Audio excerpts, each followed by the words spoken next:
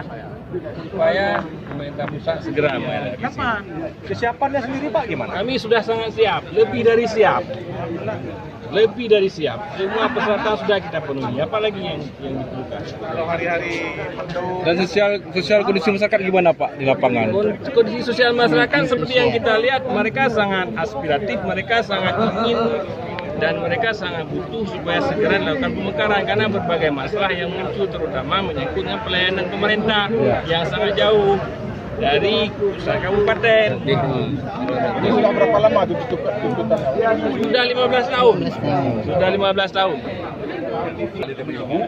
Anjir dari lapangan ini. Dengan substansi, artinya kepentingan dari pemerintah dan pemerintah juga ada perselisihan.